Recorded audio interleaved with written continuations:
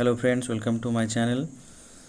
তোমরা যারা WBPSI main exam 2020 দিতে চলেছ, সামনেই পরীক্ষা, তাদের জন্য আমার কিছু suggestive topics for English report writing তোমাদের সামনে এটা আমি তুলে ধরবো, যাতে করে তোমাদের সুবিধে হয়। আমি জানি তোমরা অবশ্যই কিছু কিছু রিপোর্ট অবশ্যই তৈরি করেছো। তো আমার মনে হলো যে এই রিপোর্টগুলো তৈরি করে রাখা ভালো, কারণ রিসেন্ট টপিক্সের মধ্যে কিছু আছে বা গতানুগতিক কিছু টপিকও আছে। ফলে তোমরা যদি এটা তৈরি করে রাখতে পারো, তাহলে সেক্ষেত্রে তোমাদের কিন্তু অনেকটা সুবিধা হবে। দেখো, 1 নম্বর বলছে report on spreading fake news on social media. তোমরা জানো যে বর্তমান দিনে ফেক নিউজ একটা বিরাট ভূমিকা রাখে মানুষের বা সমাজের মধ্যে একটা দাঙ্গা বাঁধানোর ক্ষেত্রে বা মানুষের বিভেদ সৃষ্টি করার জন্য। তো এটা নিয়ে তোমরা কিন্তু রিপোর্ট দিতেই পারে তোমাদের। 2 নম্বর বলছে, দেখো, draft report on molestation of women and children in India. এটা কিন্তু হামেশাই আমরা নিউজে দেখতে পাই, ন্যাশনাল নিউজ হোক বা স্টেটের কোনো নিউজ হোক, যে ওমেন এবং চিলড্রেনের ক্ষেত্রে মলেস্টেশনের যে ঘটনাগুলো আমরা দেখি সাধারণত, সেগুলো নিয়ে রিপোর্ট দিতে পারে। তবে এই রিপোর্টটা তৈরি করার সময় অবশ্যই কিন্তু তোমরা গভর্নমেন্টের কোনো ডেটা তোমরা দিতে পারলে ভালো হয়। 3 নম্বর দেখো, report on problems caused by mushrooming of unplanned buildings rapidly new city. এই যে বর্তমান সময়ে যে ব্যাঙের ছাতার মতো আমাদের শহরে যে বিল্ডিংগুলো তৈরি হচ্ছে, ফলে এটার কীভাবে ইম্প্যাক্ট পড়তে পারে, ব্যাড ইম্প্যাক্ট, সেটা কিন্তু লিখতে দিতে পারে। 4 নম্বর দেখো, online examination pros and cons. এটা সবাই জানো যে বর্তমানে সবাই অনলাইন এক্সামিনেশানের দাবি করছে স্টুডেন্টরা, কারণ বলছে তারা যে স্কুল কলেজে নাকি সিলেবাস শেষ হয়নি।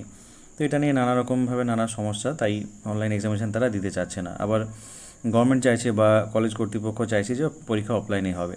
তো এটা নিয়ে যে দ্বিমত বা দ্বন্দ্ব তৈরি হয়েছে, সেটা নিয়ে কিন্তু তোমরা একটা রিপোর্ট তৈরি করে রাখতে পারো। 5 নম্বর বলছে, দেখো, social media addiction and Indian youth. এটা আমরা সবাই কিন্তু মোরলেস সোশ্যাল মিডিয়া অ্যাডিক্টেড। তো সেক্ষেত্রে এই ইউথ সোশ্যাল মিডিয়াতে যে অ্যাডিকশান, সেটার ক্ষেত্রে কিন্তু কতটা ব্যাড ইমপ্যাক্ট ফেলছে আমাদের নিজেদের জীবনে, সেটা নিয়ে তোমরা লিখতে পারো। বা বর্তমান শিশুরা যারা 5-6 বছর বয়স থেকে তারা ফোন হাতে পেয়ে যাচ্ছে, তাদের ক্ষেত্রে এগুলো কীভাবে ইমপ্যাক্ট ফেলতে পারে তাদের লাইফে, কৈশোর জীবনে বা তাদের আর একটু বড় হলে, ফলে তাদের পড়াশোনার লাইফে যে প্রভূত ক্ষতি হতে পারে, সেটা নিয়ে কিন্তু রিপোর্ট দিতে পারে। 6 নম্বর দেখো, urbanisation and it's impact on environment. এটা তো কমন টপিক, এটা তোমরা তৈরি করে রাখতেই পারো। 7 নম্বর দেখো, mobile game addiction and it's effect. তোমরা জানো যে এখন বাচ্চারা 6 থেকে 7 বছর বয়সে বাচ্চারা পাবজি, ফ্রি ফায়ার ইত্যাদি এই সমস্ত গেমে পুরোপুরি অ্যাডিক্টেড। ঠিক আছে, তো এটা তাদের লাইফে কীভাবে এফেক্ট ফেলতে পারে, এটা নিয়ে কিন্তু একটা রিপোর্ট দিতে পারে। দেখো, মোবাইল গেম অ্যাডিকশান আর সোশ্যাল মিডিয়া অ্যাডিকশান দুটো মিশিয়েও দিতে পারে, আবার দুটো আলাদা আলাদা টপিককে তোমরা কিন্তু তৈরি করে রাখো, তাহলে কিন্তু তোমাদের সেক্ষেত্রে সুবিধা হবে। 8 নম্বর বলছে, দেখো, report on cyber fraud awareness campaign. এটা কিন্তু ভীষণ একটা হট টপিক, যেটা দিতেই পারে। সাইবার ফ্রড এখন হামেশাই হচ্ছে। মোবাইলে ওটিপির মাধ্যমে কারোর টাকা কেটে যাচ্ছে, কেউ বলছে যে মোবাইলে টাওয়ার বসাবো, টাকা দাও ইনস্টলেশনের জন্য, ইত্যাদি ইত্যাদি নানা রকমভাবে সাইবার ফ্রড তোমরা সবাই এটাতে তোমরা জানো। এটা নিয়ে কিন্তু তোমরা একটা রিপোর্ট ক্লিয়ারলি তৈরি করে রাখো। এটা একটা খুব ইম্পর্টেন্ট টপিক, এটা আসার চান্স কিন্তু অনেক বেশি। নেক্সট বলছে, দেখো, report on human trafficking. Human trafficking মানে হচ্ছে মানব পাচার। এটা কিন্তু তোমরা বাংলার জন্য তৈরি করে রাখবে। আমি অলরেডি আমার চ্যানেলে বাংলার যে প্রতিবেদনের কিছু সাজেস্টিভ টপিকস আমি দিয়ে রেখেছি, চ্যানেল ভিজিট করে তোমরা দেখে নিতে পারো। সেখানে কিন্তু হিউম্যান ট্রাফিকিং দেওয়া আছে, বাংলাতেও কিন্তু তোমরা এটা রেডি করে রাখতে পারো। ঠিক আছে, এই যে মানব পাচার, শিশু পাচার, বিশেষত নারী পাচার, বাংলাদেশ থেকে মেয়েদের ইন্ডিয়া নানা শহরে পাচার করে দেওয়া হয়, বা আমাদের ওয়েস্ট বেঙ্গলের অনেক বাচ্চা গরিব মেয়েদের মুম্বাই বা অন্যান্য দেশে, দুবাইয়ে পাচার করে দেওয়া হয়। এটা নিয়ে কিন্তু তোমরা একটা রিপোর্ট লিখতে পারো। অবশ্যই এখানে গভর্নমেন্টের ডেটা দিও। 10 নম্বর বলছে 100 birth anniversary of Satyajit Ray. এটাও ইম্পর্টেন্ট টপিক, এটা তোমরা তৈরি করে রাখো। এবং রাজা রামমোহন রায়ের 250th বার্থ অ্যানিভার্সারি, এটাও তৈরি করে রাখবে অবশ্যই। এরপর দেখো, Russia Ukraine war impact on Indian students. সবাই জানো রাশিয়া ইউক্রেন ওয়ার নিয়ে রিপোর্ট আসতে পারে, কিন্তু সেই যুদ্ধের ফলে ইন্ডিয়ান স্টুডেন্টসের ওপরে কীভাবে ইম্প্যাক্ট ফেলেছে সেটা কিন্তু তোমরা তৈরি করে রেখো অবশ্যই। ঠিক আছে, তারা মাঝপথে স্টাডি করতে করতে চলে এসছে, তাদের ভবিষ্যৎ কী, তারা আদৌ ফিরে যেতে পারবে কি না, তাদের কোর্সটা কমপ্লিট করতে পারবে কি না, এই বিষয়ে কিন্তু তোমরা রিপোর্ট অবশ্যই তৈরি করে রাখবে। নেক্সট দেখো, rapid increase of teenage suicide. এটা এখন হামেশাই দেখা যাচ্ছে যে সোশ্যাল মিডিয়াতে লাইকস ডিসলাইকের ওপর ডিপেন্ড করে কিন্তু অনেকে তার নিজের লাইফটা শেষ করে দিচ্ছে। ঠিক আছে, বিশেষত টিনেজরা। এটার অ্যাওয়ারনেস নিয়ে কিন্তু তোমরা একটা রিপোর্ট তৈরি করে রাখতে পারো।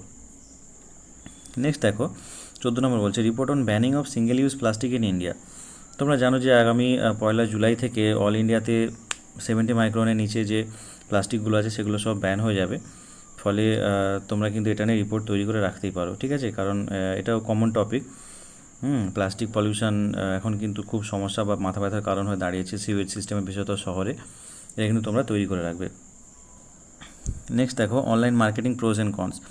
দেখো অনলাইন মার্কেটিং যেটা আমরা বুঝি ফ্লিপকার্ট, অ্যামাজন, স্ন্যাপডিল, যা যা আরও আছে, মিন্ত্রা থেকে শুরু করে আরও যে সমস্ত কোম্পানিসগুলো আছে, আমরা কিন্তু বই থেকে শুরু করে জামা কাপড়, খাবার দাবার সবটাই আমরা অনলাইন মার্কেটিং এর মধ্যে ব্যস্ত হয়ে পড়ছি।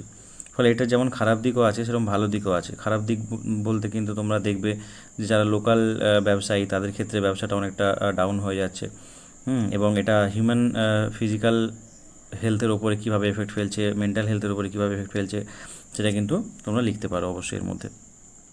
Assam flood common topic, recently তোমরা নিশ্চয়ই এটা তৈরি করে রেখেছো আশা করি। 17 নম্বর দেখো scarcity of availability of blood in blood bank. এটা কিন্তু এটাও খুব ইম্পর্টেন্ট টপিক যে ব্লাড ব্যাঙ্কের সময় মতো অনেকে ব্লাড পাওয়া যায় না, বা ব্লাড পাওয়া গেলেও সেরকম গ্রুপে ম্যাচ করছে না। তার জন্য ব্লাড ব্যাঙ্কে ব্লাড সঞ্চয়ের ব্যবস্থা আরও বাড়াতে হবে, সিস্টেমটাকে আমাদের আরও উন্নততর করে তুলতে হবে, কীভাবে রিজার্ভ করা যায় ব্লাডকে ভালোভাবে, এবং এক স্থান থেকে আরেক স্থানে নিয়ে যেতে যাতে সময় কম লাগে তার জন্য যে যানবাহনের ব্যবস্থা সেটাও রাখতে হবে। এগুলো কিন্তু তোমরা তৈরি করবে। নেক্সট দেখো report on the problems of immigration and refugees in the world today. তোমরা জানো যে বছর 6-7 আগে সিরিয়াতে যুদ্ধের ফলে সেখানে হিউজ পরিমাণে রিফিউজি বেরিয়ে গেছিলো। তারপরে রিসেন্ট সমস্যা ছিল যে রোহিঙ্গারা যারা মায়ানমার থেকে চলে আসছে বাংলাদেশ, ইন্ডিয়াতে। এছাড়া বর্তমানে রিসেন্ট যে গত বছর আফগানিস্তান যুদ্ধের ফলে প্রচুর আফগান যারা তারা পাকিস্তান বা অন্যান্য দেশে মাইগ্রেট করে যাচ্ছে।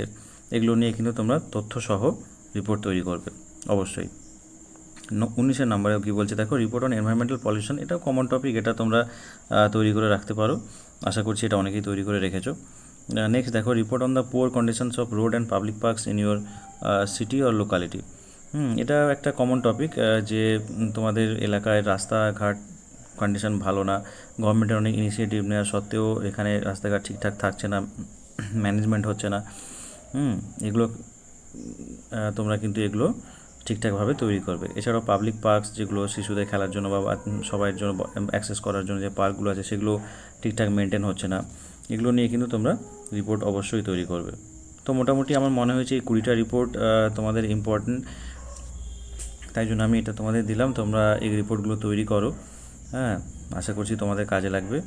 তোমাদের সবার সাফল্য কামনা করি। ধন্যবাদ। আমার চ্যানেল যদি ভালো লেগে থাকে অবশ্যই লাইক করো, শেয়ার করো এবং সাবস্ক্রাইব করতে ভুলো না। Thank you.